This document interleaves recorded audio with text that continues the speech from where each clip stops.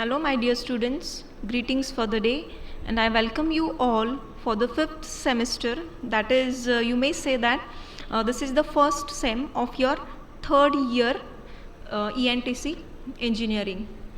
So basically, the subject which we are going to deal is digital communication. So you can see here the title for your subject is digital communication, and you may abbreviate it as DC.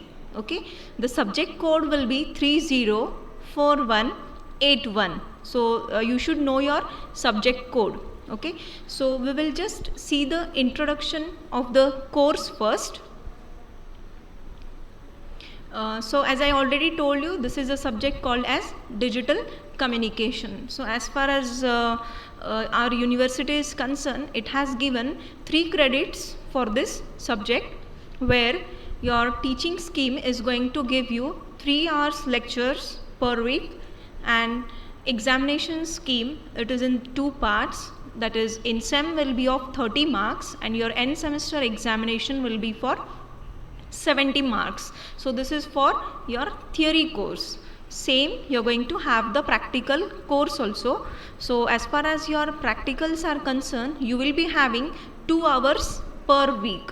Okay, you will be having 2 hours per week practical, and you will be having a final practical examination for this course DC.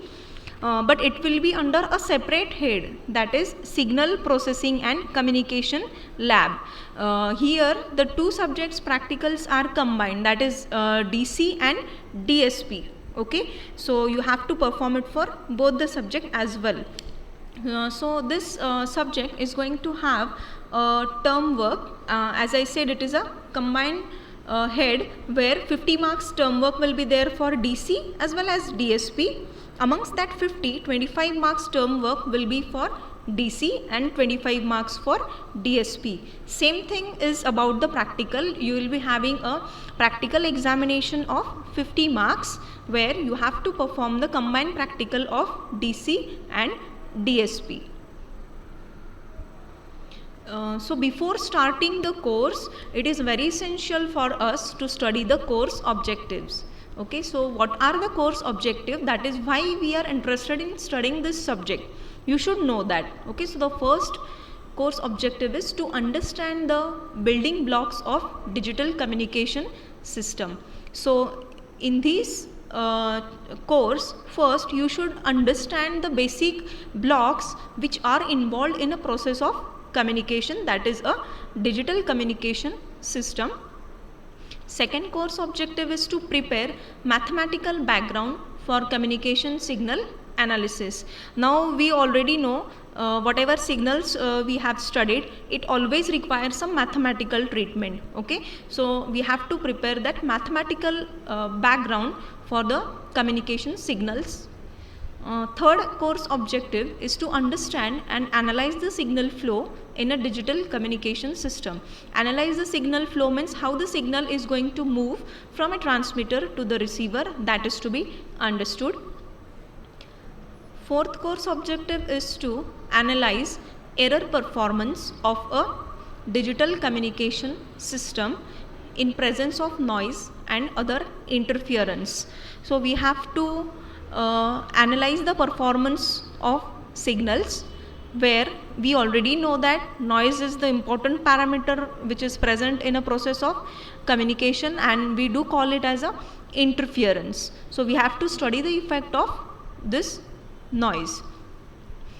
Fifth course objective is to understand concept of spread spectrum communication system. On this basically there is very important interesting chapter which we will be studying in our course. Okay, so in that we will understand what is meant by spread spectrum technology. Okay, so all these are the course objectives that should be known to you, that why we are going to study this subject. Coming to the next point, we will come to course outcomes. What are course outcomes? After studying one course, that is the subject, what are the outcomes? What you should know after completion of course is called as course outcome. So see, on completion of the course, student should be able to first understand working of waveform, coding techniques and analyze their performance.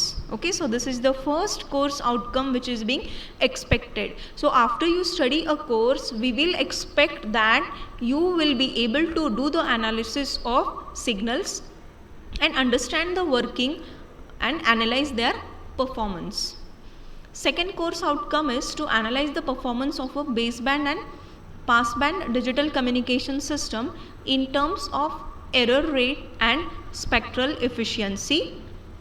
Then to perform the time and frequency domain analysis of the signals in a digital communication system.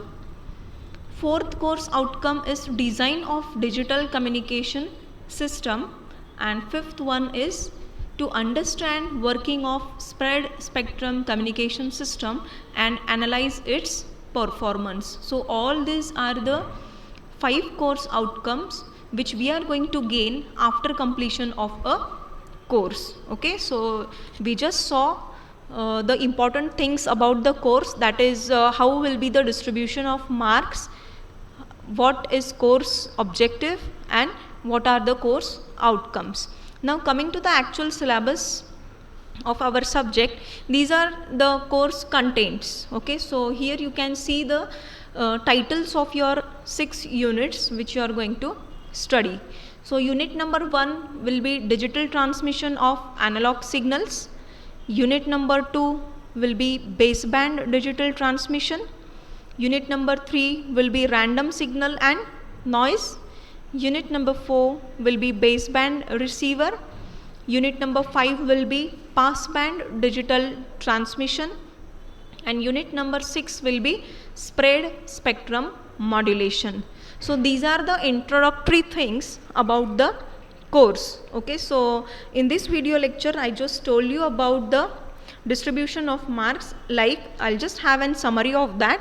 You will be facing an in-sem examination for 30 marks, end semester examination of 70 marks, which includes 30 plus 70 is 100 marks. Okay, and I told you that under the head signal processing and communication lab, you will be having the combined term work and external practical exam of 50 marks each. Okay, for DC as well as DSP. So in the next video lecture, we will start with the introduction of first chapter, that is digital transmission of analog signals. Thank you.